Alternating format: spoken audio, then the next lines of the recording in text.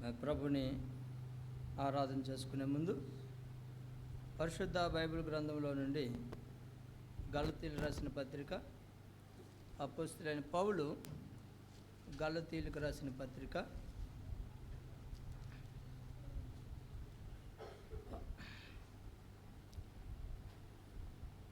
3వ అధ్యాయము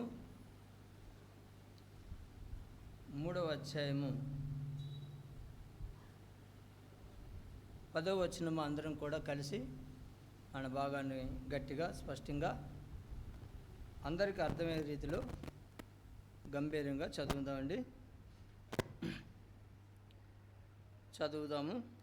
ధర్మశాస్త్రము విధించిన క్రియలకు సంబంధులందరూ శాపమునకు లోనై ఉన్నారు గనుక, ఎందుకనగా ధర్మశాస్త్ర గ్రంథమందు వ్రాయబడిన విధులన్నీ చేటియందు నిలకడగా ఉండని ప్రతివాడును శాపగ్రస్తుడు అని వ్రాయబడి ఉన్నది.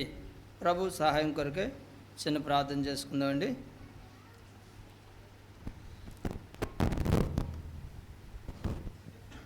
సర్వకృపానిధిగు మా ప్రియ పరలోకపు తండ్రి, అన్ని నామముల కన్నా ఉన్నతమైన మహాత్మ్యం కలిగిన గొప్ప దేవ, పూజ్యనుడివి, పూజహారుడివి, అద్వితీయ దేవుడి, సత్యదేవుడివి, వర్తమాన భూత భవిష్యత్ కాలంలో సర్వాధికారి అయిన తండ్రి, మీ నామమునకు ఘనత మహిమ ప్రభావం చెల్లిస్తున్నాం.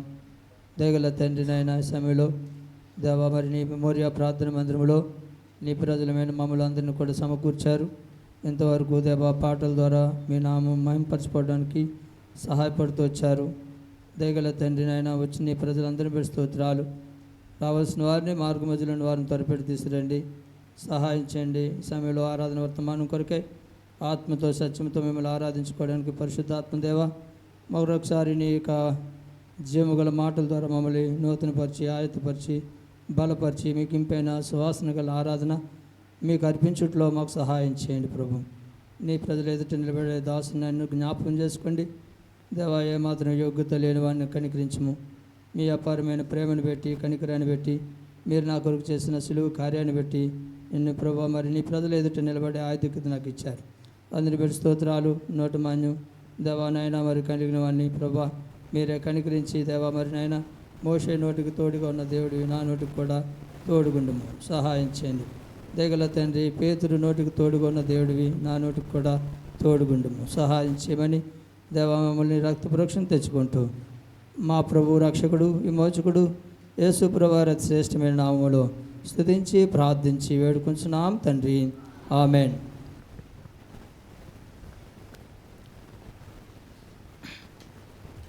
మనం చదువుకున్న భాగంలో ఒక మాట మనం చూస్తున్నాం.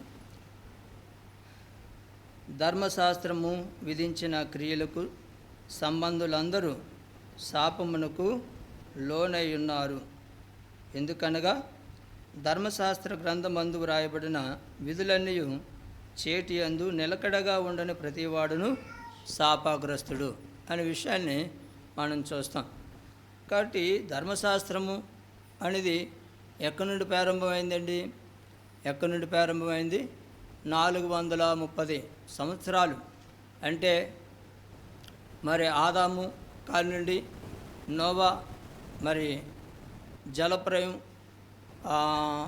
దేవుడు జలప్రయంతో సర్వలోకాన్ని నాశనం చేసిన తర్వాత, నీటితో మరి ముంచివేసిన తర్వాత, ఆ తర్వాత మళ్ళీ కొత్త తరాన్ని దేవుడు ప్రారంభిస్తూ వచ్చాడు. ఎందుకు మరి ఆ పాత తరాన్ని నాశనం చేశాడు చూడండి. ఎందుకు పాత తరాన్ని ఆదాము నుండి అవ్వ వరకు, ఆదాము నుండి నోవాహు వరకు ఎందుకు ఆ యొక్క దేవుడు నాశనం చేశాడంటే ఆదికాండము 6వ అధ్యాయంలో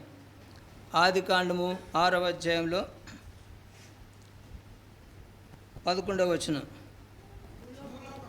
భూలోకము దేవుని సన్నిధిని చెడిపోయి ఉండెను, భూలోకము బలాత్కారముతో నిండి ఉండెను, దేవుడు భూలోకమును చూచినప్పుడు అది చెడిపోయి ఉండెను,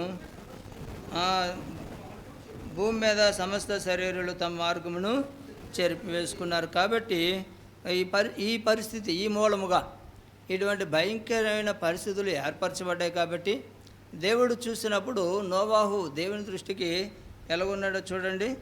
దేవుని దృష్టికి 9వ వచనం, నోవాహు వంశవళి ఇదే, నోవాహు నీతిపరుడును తన తరముల్లో నింద రహితుడై ఉండును అని నోవాహు దేవునితో కూడా నడిచినవాడు. కాబట్టి దేవుడు మరి దేవుని దృష్టిలో నోవాహు ఒక్కడే నిందారహితుడు, నీతిమంతుడిగా కనబడతా ఉన్నాడు తన కుటుంబం. కాబట్టి అటువంటి పరిస్థితిలో మరి ఆ యొక్క కుటుంబాన్ని రక్షించడానికి దేవుడు జలప్రయాన్ని రప్పించి మరి ఆయన ఆ యొక్క నాశనం చేశాడు ఆ తరం అంతా. ఆ తర్వాత దేవుడు మళ్ళా కొత్త తరాన్ని ఎక్కడి నుండి ప్రారంభించాడు చూడండి. కొత్త తరాన్ని 9వ అధ్యాయం నుండి, మరియు దేవుడు నోవాహును అతని కుమారులను ఆశీర్వదించి, మీరు ఫలించి అభివృద్ధి పొంది భూమిని నింపుడి, మీ భయమును మీ బెదురును అడవి జంతువులన్నిటికీ ఆకాశ పక్షులన్నిటికీ నేల మీద ప్రాకు ప్రతి పురుగును సముద్రపు చేపలన్నిటికీ కలుగును, అవి మీ చేతికి అప్పగింపబడి ఉన్నవి. ప్రాణము గల సమస్త చర్మలు మీకు ఆహారమగును, పచ్చని కూర మొక్కలు నిచ్చినట్లు వాటిని మీకు ఇచ్చి ఉన్నాను. ఆయనను మాంసమును దాని రక్తంతో కూడా మీరు తినకూడదు, రక్తమే దాని ప్రాణము. మరియు మీకు ప్రాణమైన మీ రక్తము వలన గూర్చి విచారణ చేయదును, దాని గురించి ప్రతి జంతువును నరులను విచారణ చేయదును, ప్రతి నరుని ప్రాణమును గూర్చి హాని సహోదరుని విచారణ చేయుదురు. నరుని రక్తమును చిందించు వాని రక్తము నరుల వలనే చిందింపబడును. ఏలైనగా దేవుడు తన స్వరూపమందు నరుని చేసెను, మీరు ఫలించి అభివృద్ధి నొందిడి, మీరు భూమి మీద సమృద్ధిగా సంతానము కని విస్తరించడని వారితో చెప్పాను. కాబట్టి ఆ రీతిగా మళ్ళీ కొత్త తరాన్ని నోవాహు కుటుంబంతో దేవుడు ప్రారంభిస్తూ వచ్చాడు. ఆ తర్వాత కొన్ని పరిస్థితులు పెట్టి ఆ విశ్వాసము మరి ఎంతవరకు అంటే ఆ విశ్వాసం కొంతవరకే వచ్చింది. అక్కడ 11వ అధ్యాయంలో చూడబోరికి, ఆదికాండము 11వ అధ్యాయంలో చూడబోరికి మరి అక్కడ దేవుడు వారి భాషలు ఒకే భాష ఉండేది అంతవరకు. అక్కడ నుండి ఆ భాషలన్నీ తారుమారు చేసేసాడు దేవుడు. చేసిన తర్వాత అలాగా మరి దినములు కొనసాగుతుండగా మరి అక్కడ ఒక అన్యుడైన అబ్రహామును విగ్రహాలు మరి విగ్రహారాధకుడైన అబ్రహామును దేవుడు ఏం చేశాడంటే ఆయన దర్శించాడు. అబ్రహామును దర్శించి ఆయనకి దేవుడే మొట్టమొదటిగా ఆయనకి సువార్త అందించాడు. కాబట్టి సువార్త అందించినప్పుడు ఆయన నమ్మాడు, విశ్వసించాడు. అందుకే అబ్రహాము ఏం పిలువబడతా ఉన్నాడు? ఆయన దేవుని నమ్మిన కనుక ఆయన నీతిమంతుడిగా ఎంచబడ్డాడు తన విశ్వాసాన్ని పెట్టి. ఆ రీతిగా అబ్రహాం యొక్క దగ్గర నుండి రాబోరికి దేవుడు ఒక ప్రణాళిక ఏర్పాటు చేశాడు వారి జీవితంలో. 15వ అధ్యాయంలోకి రాబోరికి, ఆదికాండం 15వ అధ్యాయంలోకి రాబోరికి ఏ పరిస్థితుల్లో చూడండి. అక్కడ దేవుడు ఒక మాట ఇచ్చాడు. 13వ వచనం, 15వ అధ్యాయం 13వ వచనం, ఆయన నీ సంతతి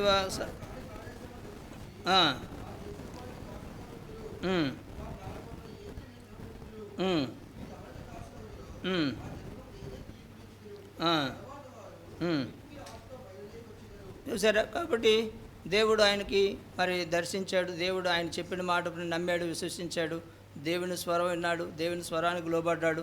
అయితే ఆయన నమ్మిన సువార్త తన సంతతి వారికి అలాగా చెప్పుకుంటూ కొంతవరకు మరి ఆయన ఇస్సాకుకి అవిశ్వాసం వచ్చింది. ఇస్సాకు దగ్గర నుండి మరి యాకోబుకి అవిశ్వాసం వచ్చింది. యాకోబు దగ్గర నుండి మరి 12 మంది గోత్రికులు వారు బయట రావడం జరిగింది. ఆ తర్వాత ఒక 70 మందితో వారు దేవుడు చెప్పాడు కదా మరి తమది కాని దేశమందు వారు పరదేశులుగా ఉంటారని. అక్కడ 430 ఏండ్లు వారు ఉంటూ వచ్చారు. చూడండి, నిర్గమకాండము 12వ అధ్యాయం 40వ వచనం, ఇశ్రాయేలు ఐగుప్తులో నివసించిన కాలము 430 సంవత్సరములు. ఆ 430 సంవత్సరములు గడిచిన తర్వాత జరిగినది ఏమనగా, ఆ దినమందే యెహోవా సేనలనియు ఐగుప్తు దేశంలో నుండి బయలుదేరిపోయాను. చాలు. కాబట్టి మరి 430 సంవత్సరాలు వారు ఆ దేశంలో ఐగుప్తు దేశంలో ఉంటూ వచ్చారు.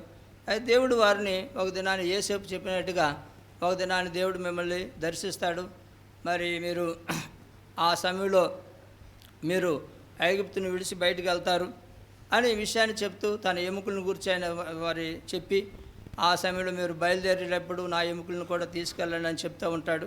ఆ రీతిగా వీరు బయలుదేరారు. ఐగుప్తులో నుండి బయలుదేరిన తర్వాత 430 సంవత్సరాలు వారు బానిసలుగా ఉంటూ వచ్చారు. అయితే ఇప్పుడు వారు 75 మందితో మరి ఐగుప్తులో అడుగుపెట్టారు. ఇప్పుడు వారు సంఖ్యాబలం పెరిగిపోయింది. విస్తారంగా ఇసుక రేణుల కంటే లెక్కింపజాలినంత విస్తారముగా పెరిగిపోయింది. దాన్ని బట్టి అక్కడున్న రాజు భయపడిపోయాడు. చూడండి నిర్గమకాండం 1వ అధ్యాయంలో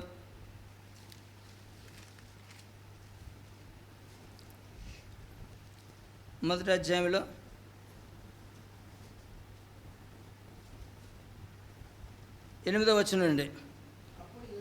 అప్పుడు యోసేపును ఎరిగిన క్రొత్త రాజు ఐగుప్తు నేరంభించెను.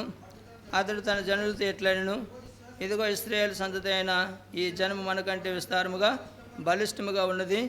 వారు విస్తరింపకుండానట్లు మనం వారి ఎడల యుక్తిగా జరిగించుదుము రండని. లేని ఎడల యుద్ధము కలిగినప్పుడు కూడా మన శత్రువులతో చేరి మనకు విరోధముగా యుద్ధం చేసి ఈ దేశంలో నుండి వెళ్ళిపోదురేమో అనెను. కాబట్టి వాళ్ళు భయపడుతూ వచ్చారు, అక్కడున్న రాజు, ఫరో రాజు. కాబట్టి ఆ రీతిగా వారిని అక్కడి నుండి వారిని శ్రమ పెడుతూ వచ్చాడు. అక్కడి నుండి దేవుడు వారిని దర్శిస్తూ వచ్చాడు. తర్వాత వారిని విడిపిస్తూ వచ్చాడు. విడిపించిన తర్వాత ఈ జనాంగానికి దేవుడు ఏం చేశాడంటే 19వ అధ్యాయానికి రాబోరికి ఏం చేశాడంటే, మరి దేవుడు అంతవరకు కూడా ధర్మశాస్త్రం అనేది 430 సంవత్సరాల తర్వాత, ఇశ్రాయేలు ప్రజలకి 430 సంవత్సరాల తర్వాత వచ్చిన ధర్మశాస్త్రం. అంతకుముందు వాగ్దానం ఉంది. ఆ వాగ్దానాన్ని పెట్టి దేవుడు అబ్రహాము ఆ వాగ్దాన పూర్వకంగా మరి ఆయన నమ్ముతూ వచ్చాడు. అయితే ఇక్కడ ధర్మశాస్త్రాన్ని దేవుడు ఎందుకు ఇచ్చాడంటే, కొంత ప్రజలు ఏమైపోయారంటే చాలా మరి వారు అనేకమైన, చూడండి ప్రసంగి గ్రంథంలో ఒక మాట మనం చూస్తాం. ప్రసంగి గ్రంథంలో వారు వివిధమైన తంత్రాలు కల్పించుకునే ప్రజలుగా ఉంటున్నారు.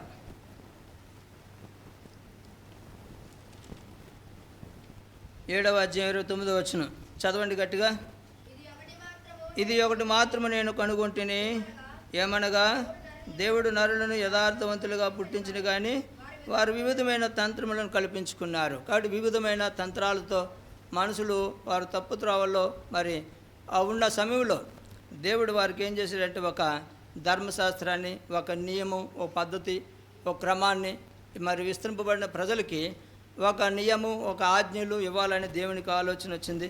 దాని ప్రకారంగా ధర్మశాస్త్రం ద్వారా కొంత వారిని పూర్తిగా నశించిపోకుండా, పాపంలో భ్రష్టులు అయిపోకుండా ఉండడానికి కొన్ని పద్ధతులు దేవుడు వారికి నియమించిన వాడిగా ఉంటున్నాడు. కాబట్టి అటువంటి పద్ధతుల్లో ఈ ధర్మశాస్త్రము కొంత ఉపయోగపడుతూ వచ్చింది. అయితే ఈ ధర్మశాస్త్రము మరి ధర్మశాస్త్రానికి యేసుక్రీస్తు ప్రభు యొక్క రక్తానికి మరి తేడా ఉంది. మరి ధర్మశాస్త్రం ఏం చేస్తుందంటే పాపాన్ని కప్పుతుంది. పాపాన్ని ఏం చేస్తుందండి? కప్పుతూ ఉంది. అయితే యేసుక్రీస్తు ప్రభు రక్తం ఏం చేస్తుందంటే పాపాన్ని కడుగుతుంది. ఈ రెండు విషయాలు మనం జ్ఞాపకం చేసుకుంటాం. అయితే పాపాన్ని కప్పుకున్నప్పుడు అది పాపం పూర్తిగా పరిహరింపబడదు, కడగబడదు. ఇప్పుడు కొన్నిసార్లు మనం బయట ఇళ్ళల దగ్గర కోళ్ళు పెంచే వారికి అనుభవాలు ఉంటాయి. లేకపోతే వీధుల్లో మరి కుక్కలు, మరి మన ఇళ్ళల ముందు ఏదైనా మా మందిరం ఉంది, ఇక్కడ కుక్కలు అడవిడి చేస్తూ ఉంటాయి, కొన్నిసార్లు గత్తరి చేస్తూ ఉంటాయి. అది వెంటనే తీయడానికి అవ్వదు. వాటికి ఏం చేస్తామంటే ఇసుక వేయడం, మట్టి వేయడం. మన నిన్న జాబేజ్ గారు కొన్ని వాటి మీద ఇసుక వేశారు. అది అయిన తర్వాత కొంతమంది ఎండిన తర్వాత దాన్ని ఆ తర్వాత అది పారవేయడమో లేకపోతే అది వానకు కొట్టుకుపోవడమో అయినప్పటికీ ఆ ఇసుక వేసినప్పటికీ కూడా అది లోన ఆ కంపు అనేది ఉంటుంది. కాబట్టి ధర్మశాస్త్రం కూడా అంతే, కొంతవరకు పాపాన్ని కప్పుకోవడానికి తప్ప నీతిమంతులుగా తయారు చేయడానికి, మానవ జాతిని నీతిమంతులుగా పరిశుద్ధులుగా తయారు చేయడానికి ఈ ధర్మశాస్త్రము ఏమాత్రం కూడా మరి దానివలన కాదు. ఎందుకంటే ధర్మశాస్త్రం వల్ల ఎవడు కూడా నీతిమంతుడు కాలేజాడు. చూడండి మనం చదువుకున్న పత్రికలో గలతీయులకు రాసిన పత్రిక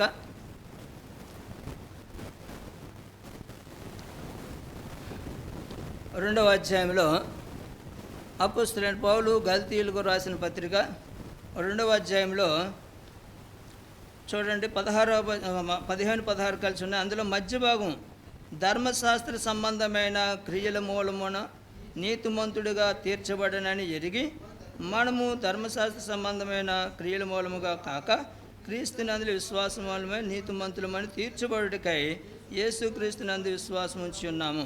చూసారా? చాలు బాబు. కాబట్టి ఇక్కడ 11వ వచనంలో కూడా చూడండి, 3వ అధ్యాయం 11వ వచనం, 3వ అధ్యాయం 11వ వచనం, ధర్మశాస్త్రము చేత ఎవడును దేవుని ఎదుట నీతిమంతుడని తీర్చబడిన సంగతి స్పష్టమే. ఏలి అనగా చాలు. కాబట్టి ధర్మశాస్త్రం వలన మనం ఏమాత్రం కూడా మరి ఆ ప్రజలు ఆ సమయానికి ఏదైనా తప్పుడు చేస్తే, అది అపవిత్రమైన కార్యాలు చేస్తే దేవుని మార్గంలో వారు తెలిసిపోయి ఆ యొక్క మనస్సాక్షి గద్దించినప్పుడు వారు వెంటనే ఆ యొక్క యాజకుడి దగ్గరికి వెళ్ళి యాజకుడు చెప్పినట్టుగా మరి పావురము ఆ పాపాన్ని పెట్టి ఆ గొర్రెను మేకను లేకపోతే మరి పావురాల్లో లేకపోతే కోడును ఇలాగా వారు బలులు అర్పించి ఆ రక్తం ద్వారా ఆ యాజకుడు ఆ రక్తాన్ని తీసి వారి మీద ప్రోక్షించి బలిపీఠం మీద ప్రోక్షించినప్పుడు అక్కడికి అలాగ వెళ్ళిపోతూ ఉండేవారు. కానీ పాపం సంపూర్ణంగా పరిహరింపబడలేదు వారి జీవితాల్లో. అయితే దేవుడు మరొక ప్రణాళిక ఏం చేశాడంటే, ఆయన యేసుక్రీస్తు ప్రభువారు మరి నిన్ను నన్ను కూడా ఏం చేసి మన చదివిన భాగంలో ఏముందండి, 10వ వచనంలో 3:10 ధర్మశాస్త్రం విధించిన క్రియలకు సంబంధులందరూ శాపమునకు లోనై ఉన్నారు. ఎందుకు అంటే ఏం చెప్తున్నాడు ఇక్కడ, ధర్మశాస్త్ర గ్రంథమందు వ్రాయబడిన విధులన్నీ చేటుకు నిలకడగా ఉండని ప్రతి వాడును శాపగ్రస్తుడు. కాబట్టి ధర్మశాస్త్రానికి దేవుడు కొన్ని విధులు ఇచ్చాడు, కొన్ని ఆజ్ఞలు ఇచ్చాడు. అవి ఎవడు కూడా పూర్తిగా మరి నెరవేర్చబడలేని పరిస్థితి అనమాట. అంతేకాదు పక్కాల ఏదైనా మనం రాంగుగా మనం చేసినట్లయితే వెంటనే దేవుని శిక్ష మన మీదకు రావాల్సిందిగా ఉంటుంది ధర్మశాస్త్ర ప్రకారంగా. కాబట్టి ధర్మశాస్త్రంలో ఉన్న ఆజ్ఞలన్నీ విధులన్నీ కూడా ఏ మానవుడు కూడా మరి నెరవేర్చలేని స్థితిలో ఉన్నాడు. కాబట్టి అది అసంపూర్ణంగా ఉంటున్నాడు మానవుడు. కాబట్టి దేవుడు దీని విషయంలో కూడా ఆలోచన కలిగి మానవుడికి ఒక సంపూర్ణమైన అంటే ధర్మశాస్త్రము మనం చేయలేము, ధర్మశాస్త్రాన్ని మనం నెరవేర్చలేం, ధర్మశాస్త్రంలో ఉన్న ఆజ్ఞలు మనం చేయబడి పూర్తిగా కొన్నైనా మనం నెరవేర్చగలం కానీ పూర్తిగా నెరవేర్చలేం. అయితే అలాగేంటంటే దీనివల్ల ఒకవేళ మనం ధర్మశాస్త్రానికి వ్యతిరేకంగా ఏదైనా దేవుడు చెప్పిన నియమాలకు వేరంగా మనం వెళ్ళినా వేరే రూట్లో వెళ్ళినా దేవుని యొక్క శిక్షకి మనం గురి కావాల్సిన వారుగా ఉంటున్నాం. కాబట్టి ఈ ధర్మశాస్త్రం ద్వారా మనం దేవుని యొక్క దీవెనలు మనం పొందలేని స్థితిలో ఉంటున్నాం, దేవుని యొక్క ఆశీర్వాదాలు మనం పొందలేని స్థితిలో ఉంటున్నాం. కాబట్టి ఇప్పుడు ఈ ధర్మశాస్త్రం కింద నుండి నిన్ను నన్ను కూడా దేవుడు విడిపించడానికి ఆయన ఒక ప్రణాళిక కలిగిన వాడుగా ఉంటున్నాడు.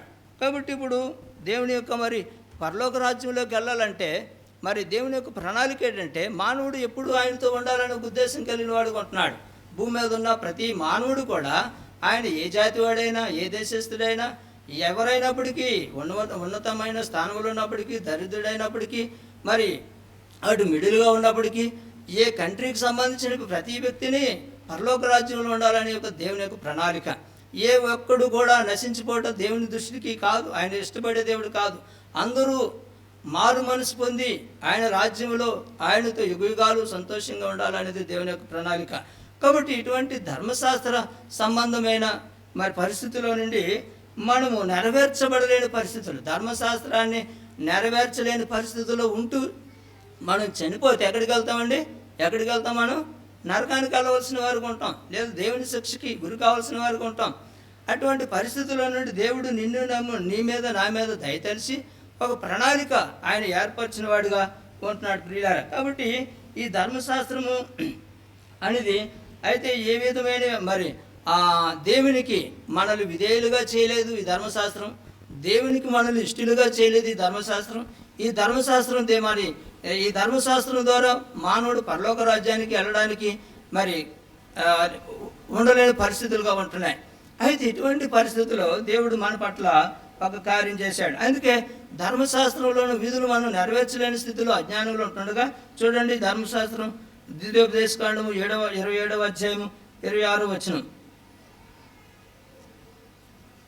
ద్వితీయోపదేశకాండం 27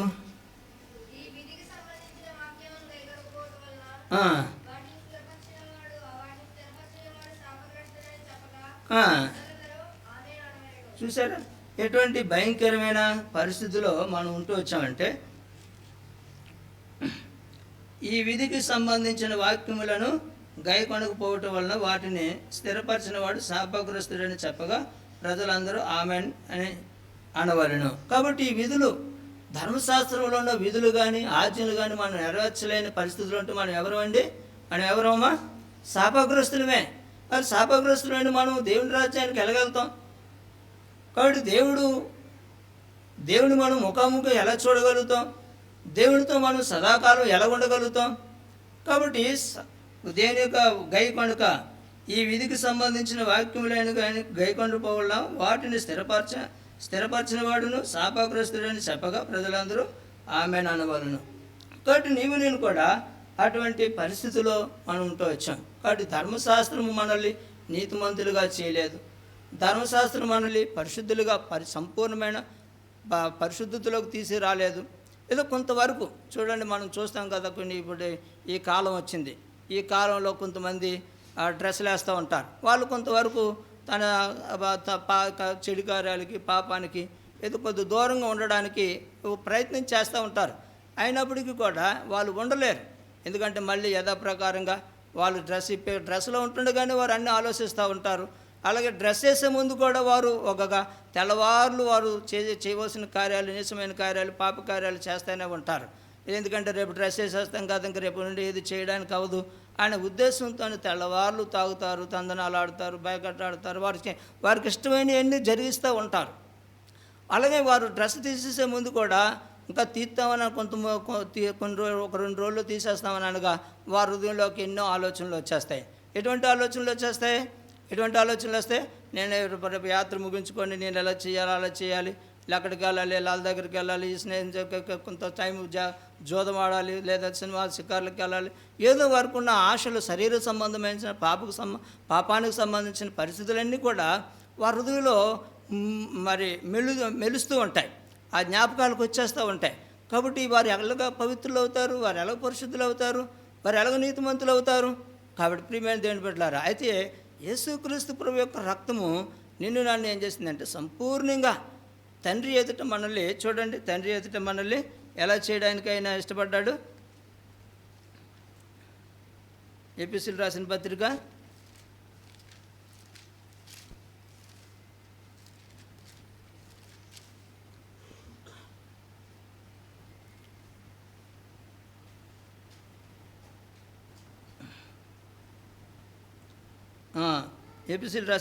4వ అధ్యాయము మొదటి అధ్యాయము 4-6 వచనాలు మధ్యన మనం చూస్తాం. ఏం చూస్తామండి? యేసుక్రీస్తు ద్వారా తనకు కుమారులుగా స్వీకరించుటకై మనలను ముందుగా తన కోసము నిర్ణయించుకొని మనము తన ఎదుట పరిశుద్ధులమును నిర్దోషులమై ఉండవాలని జగతి పునాది వేయబడక మునిపే ప్రేమ చేత ఆయన క్రీస్తులో మనలను ఏర్పరిచి. ఎటువంటిది? ఇది ప్రేమ చేతే. నేను కూడా ఎటువంటి ఆయనకి రుణం చెల్లించలేదు. మనం ఏ రుణం కూడా ఆయనకి ఇచ్చి ఆయన దగ్గరికి వచ్చి, ఆయన యేసుక్రీస్తు ప్రభు దగ్గరికి వచ్చి మనం ఏ ఫీజు చెల్లించలేదు. ఏది కూడా మనం మన దగ్గర నుండి ఆయన ఆశించలేదు. కేవలము ఆయన ప్రేమ నీ పట్ల, నా పట్ల కలవరి సిలువలో తన ప్రాణము అర్పించడం ద్వారా తన యొక్క ప్రేమను నీ పట్ల, నా పట్ల ఆయన వెల్లడిపరుచుకున్నాడు. కాబట్టి నన్ను కూడా ఈ ధర్మశాస్త్రం కింద ఉన్న శాపగ్రస్తులైన మనల్ని పరిపూర్ణులుగా, నీతిమంతులుగా, పరిశుద్ధులుగా పరలోకములో తండ్రి ఎదుట నిలబెట్టడానికి దేవాది దేవుడైన సృష్టికర్తైన దేవుడు తను ప్రేమించే తన ప్రియకుమారుడైన యేసుక్రీస్తు ప్రభువారిని ఈ లోకానికి నీ కొరకు, నా కొరకు పంపించాడు ఆయన. కాబట్టి ఈ ధర్మశాస్త్రం విషయంలో నేను కూడా నీతిమంతులుగా మరి రావాలనుకున్నప్పటికీ కూడా మనం నీతిమంతులుగా తీర్చబడలేని పరిస్థితులు, పరిశుద్ధులుగా అవ్వలేని పరిస్థితులు, మరి ఎప్పుడైనా సరే శిక్షకు ఇంకా సమీపస్తులుగా ఉంటున్నాం. అయితే అటువంటి పరిస్థితుల్లో నుండి దేవుడు నన్ను కూడా విడిపించడానికి మరి ఆయన ఇష్టపడిన వాడుగా ఉంటున్నాడు. కాబట్టి ధర్మశాస్త్రము మరి విషయంలో అంటే ఏమి మనం నెరవేర్చలేని స్థితిలో ఉంటున్నాం అంటే ధర్మశాస్త్రం విషయంలో మనం ఏం చేయబడి చూడండి. కీర్తన గ్రంథం 119:21 ఒక 4 విషయాలు ఇందులో మనం చూస్తాం. 119 కీర్తన గ్రంథం 119:21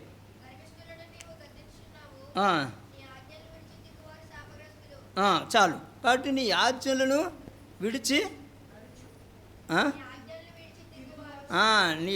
విడిచి తిరుగువారు శాపగ్రస్తులు. ఒకప్పుడు ఆయన ధర్మశాస్త్రంలో ఏ ఆజ్ఞలు అయితే మనకు నియమించాడో ఆ ఆజ్ఞలు మనం నెరవేర్చలేని స్థితిలో ఉంటూ వచ్చాం. అందుకే యేసుక్రీస్తు ప్రభువారు మనపక్షంగా భూమి మీదకి వచ్చి ఆ ధర్మశాస్త్రంలో ఉన్న ఆజ్ఞలన్నీ నెరవేర్చి నీ మీద, నా మీద రావాల్సిన శాపాన్ని ఆయనపై వేసుకున్నాడు.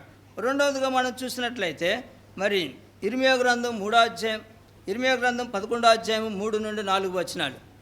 ఇర్మియా గ్రంథం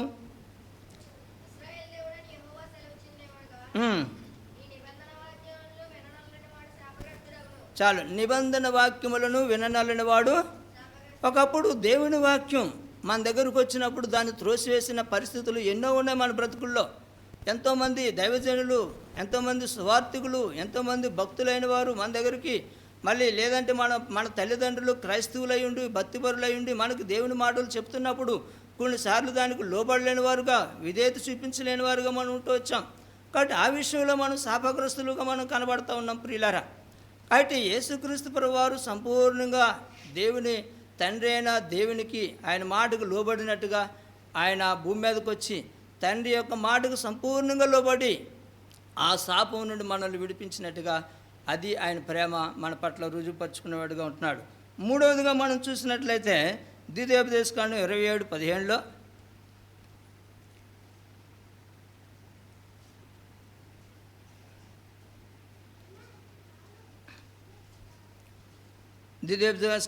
ద్వితీయోపదేశకాండం 27:15 యెహోవాకు హేయముగా శిల్పి చేతులతో మలచిన విగ్రహమునే గాని పోత విగ్రహమునే గాని చేసి చాటు నివసించేవాడు శాపగ్రస్తుడని ఎలుగెత్తి ఇశ్రాయేలులందరితో చెప్పగా. కాబట్టి మరి చేతితో చేయబడిన మన స్వహస్తాలతో చేసుకున్న విగ్రహాలు కానీ ఎన్నో మనం వాటిని అవి దేవుని దృష్టిగా హేయమైనవిగా ఉంటున్నాయి. మనల్ని సృష్టించిన సృష్టికర్తను మనం మర్చిపోయి మన స్వహస్తాలతో చేసిన విగ్రహాలకు మనం అనేకమైన సార్లు వాటికి సాగిలు పడుతూ వాటిని పూజిస్తూ దేవునికి హేయమైనది. అయితే అవన్నీ కూడా వాటిని ఆరాధించేవాడు కానీ, వాటిని పూజించేవాడు కానీ, వాటిని వెంబడించేవాడు కానీ దేవుని దృష్టికి ఎటువంటి వాడండి? శాపగ్రస్తుడిగా కనబడతా ఉన్నాడు. కాబట్టి దేవుడు అందుకే ఏ విషయంలో కూడా ఆయన మరి యేసుక్రీస్తు ప్రభువారు భూమి మీదకి వచ్చి మరి సాతానుడు అన్నాడు. చూడండి సాతానుడు ఏ మాట చెప్పాడో మత్తయి సువార్త 4వ అధ్యాయంలో.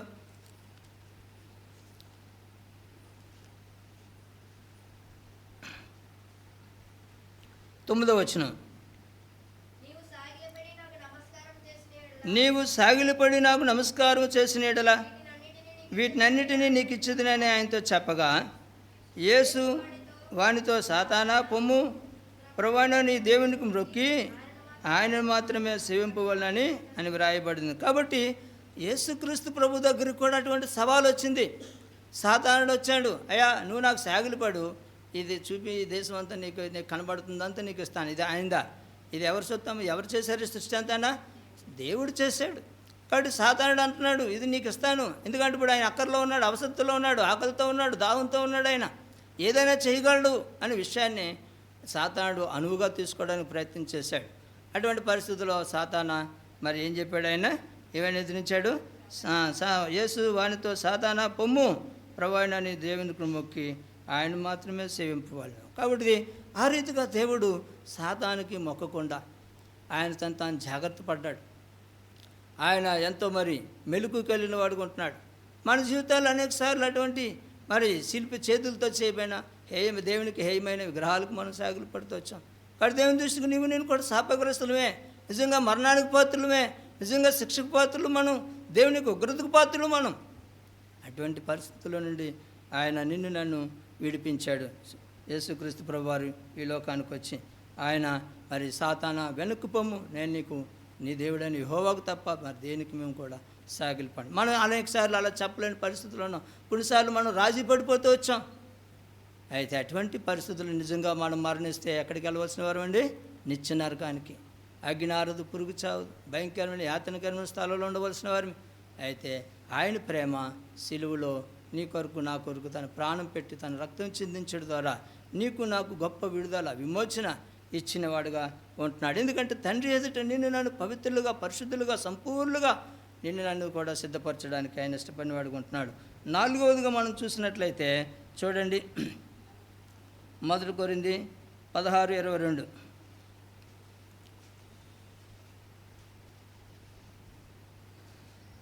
మొదటి కొరింథీ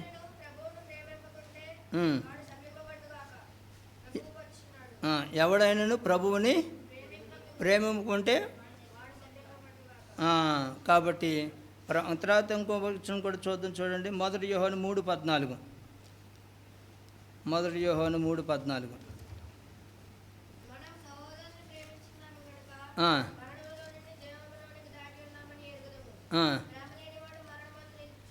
చూసా, ప్రేమ లేనివాడు దేని నుండి నిలుస్తున్నాడండి? మనం ఒకప్పుడు ప్రభువుని ప్రేమించలేని స్థితిలో ఉంటున్నాం. ఇప్పుడు ప్రభువుని ప్రేమించలేని వారు ఎక్కడ ఉంటారండి? మరణంలో ఉండవలసిన వారు. అటువంటి పరిస్థితుల్లో నుండి ఏ మరణం ఇది? ఏ మరణం అండి? రెండో మరణం ఇది. ఇది మొదటి మరణం అందరికీ ఉంటుంది.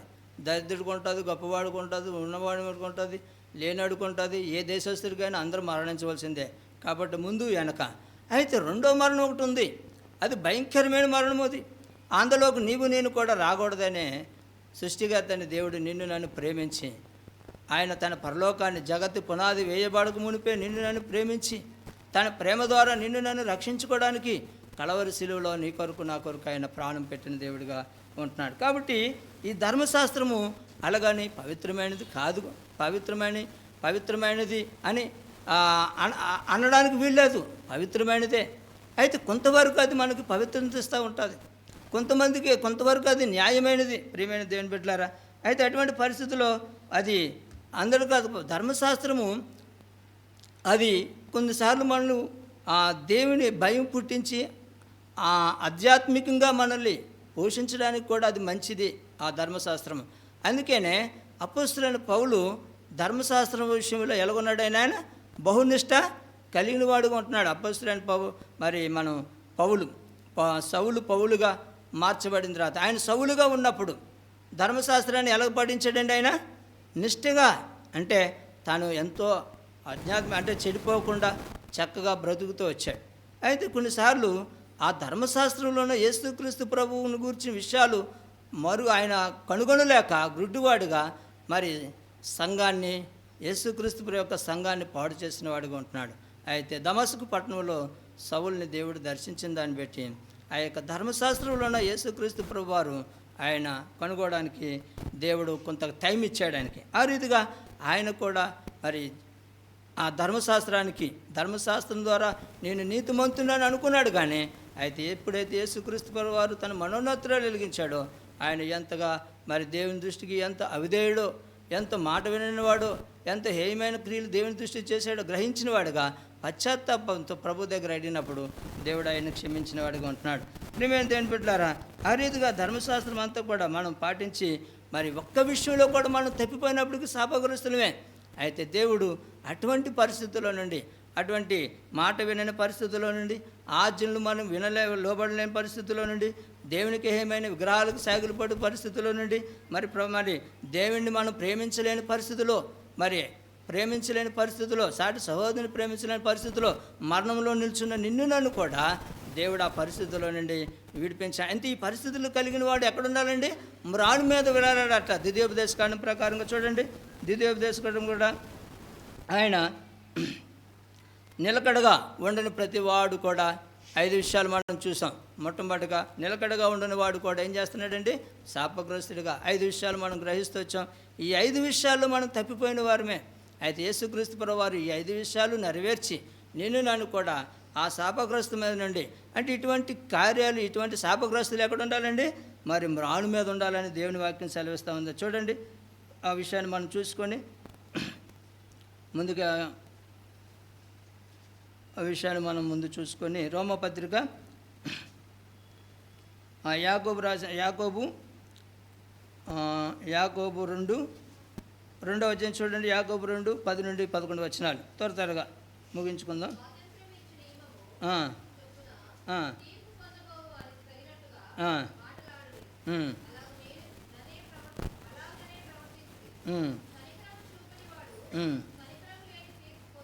అది కాబట్టి మనం తీర్పు పొందవలసిన పరిస్థితుల్లో నుండి మనం ఉంటూ వచ్చాం. కాబట్టి తీర్పు సమయంలో నిలబడాలి దేవుని దగ్గర.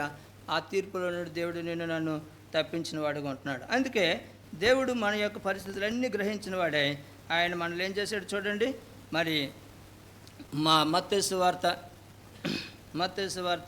25:41 యేసుక్రీస్తు ప్రభువారు ఇటువంటి శాపగ్రస్తులైన మ్రాను మీద వేలబడాలి. ధర్మశాస్త్ర ప్రకారంగా యూదా మరి రోమా సామ్రాజ్యంలో లేదా యూదుల ప్రకారంగా ఇశ్రాయేలు యొక్క సాంప్రదాయ ప్రకారంగా ఈ శాపగ్రస్తులందరూ కూడా మ్రాను మీదకి వెళ్ళాలి, మ్రాను మీద వేలబడాలి. అయితే ఆ మ్రాను మీద నేను ఉండవలసిన స్థానంలో ప్రభువైన యేసుక్రీస్తు వారు నీ పక్షంగా నా పక్షంగా ఆ మ్రాను మీద వేలాడుతూ వచ్చారు. కాబట్టి నీ శాపాన్ని నా శాపాన్ని ఆయన తీసివేసుకున్నాడు. కాబట్టి నీకు నాకు గొప్ప విడుదల ఇచ్చాడు. చూడండి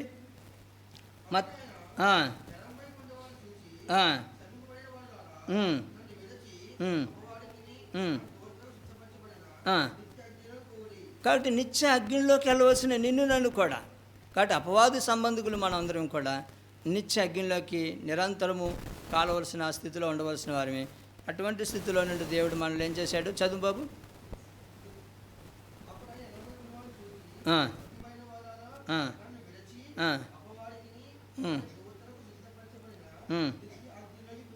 అటుకటి శపింపబడిన వారమైన మనం ఎక్కడ ఉండవలసినవండి? నిత్యజ్ఞంలో ఉండవలసిన వారిని. అది దేవుని యొక్క తన ప్రేమ సిలువలో నీ కొరకు నా కొరకు కనుపరచడం ద్వారా నీ మీద నా మీద రావాల్సిన శిక్ష ఆయన భరించడం ద్వారా ఆ యొక్క శాపం నుండి విడుదలపరిచాడు. అందుకే ఇప్పుడు ఏం జరుగుతుందంటే రోమాపత్రిక 8వ అధ్యాయం 1వ వచనం.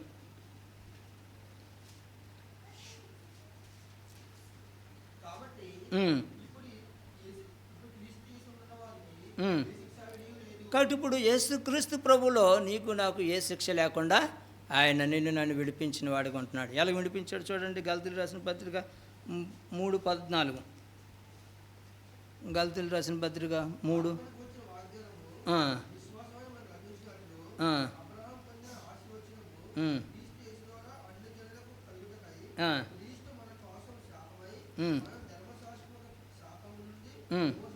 చూసారా ఎంత గొప్ప విషయాన్ని దేవుడు మనకి ఎంత ప్రేమ చూపించాడు. క్రీస్తు యేసు ద్వారా అన్యజనులు కలుగుటకై క్రీస్తు మన కోసము శాపమై మనలను ధర్మశాస్త్రం యొక్క శాపము నుండి విమోచించెను. ఇందును గూర్చి మ్రాను మీద వ్రాలాడిన ప్రతివాడును శాపగ్రస్తుడని వ్రాయబడి ఉన్నది. ద్వితీయోపదేశకాండం 21లో ఆ మాట రాయబడింది. కాబట్టి మనం చూడడానికి రేపు సమయం సాలేదండి. ద్వితీయోపదేశకాండం 21వ అధ్యాయము 22 నుండి 23 వచనాలు. మ్రాను మీద వ్రేలాడే ప్రతివాడు శాపగ్రస్తుడు. అయితే దేవుడు ఆయన ధర్మశాస్త్రం యొక్క శాపం నుండి విమోచించాడు నిన్ను నన్ను కూడా. ఎందుకంటే క్రీస్తు మన కోసము శాపమై మనలను ధర్మశాస్త్రం యొక్క శాపం నుండి విమోచించాడు. అందుని బట్టి మనం ప్రభుని ఆరాధించబద్దులం అంటున్నాం. అందుకే ప్రభుని మనం కీర్తించడానికి మనం ఇక్కడికి వచ్చాం. అందుకే ప్రభుని సాగిలిపడి ఆత్మతో సత్యమతో ఆయన ఆరాధించడానికి స్థలానికి మనం వచ్చాం. ప్రియమైన దేవుని బిడ్డలారా, ఇంకొక మాట చూసుకొని ఆరాధనలోకి వెళ్ళాం. రోమపత్రిక 8:2.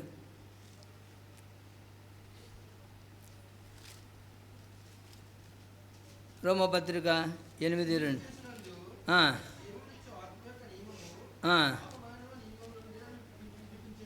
చూసారా ఏం విడిపించాడండి? పాప మరణముల నియమము నుండి నన్ను విడిపించాను. కాబట్టి ఇది జ్ఞాపకం చేసుకోవాలి. నా ప్రభు నన్ను నా కొరకు శాపగ్రస్తుడైన శాపగ్రస్తమైన ఆ మ్రాను మీద నా శాపము ఆయన తీసుకున్నాడు.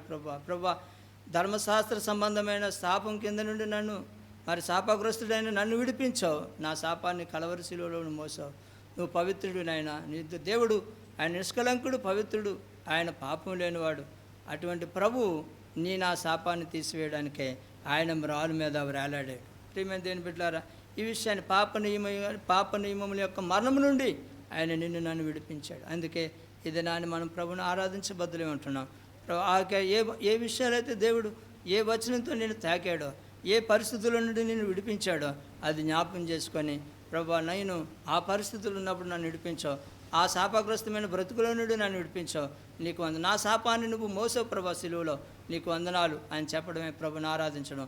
అంతేకాదు నా కొరకు మరణించి నువ్వు తిరిగి లేచావు ప్రభా, నా కొరకు నిత్య జీవాన్ని ఏర్పాటు చేసావు, నిత్య రాజ్యం ఏర్పాటు చేసావు, అందుని బట్టి మీకు కృతజ్ఞతాస్తుతులు చెల్లిస్తున్నాను అని 2 విషయాలు ఆత్మతో సత్యంతో చెప్పడమే ప్రభుని ఆరాధించడం. ఆ రీతిగా పరిశుద్ధాత్మ దేవుడు మరి అటువంటి ఆ పరిశుద్ధాత్మ దేవుడు సంతోషించే రీతిగా మనం ఆరాధించడానికి మనకు సహాయపడును గాక.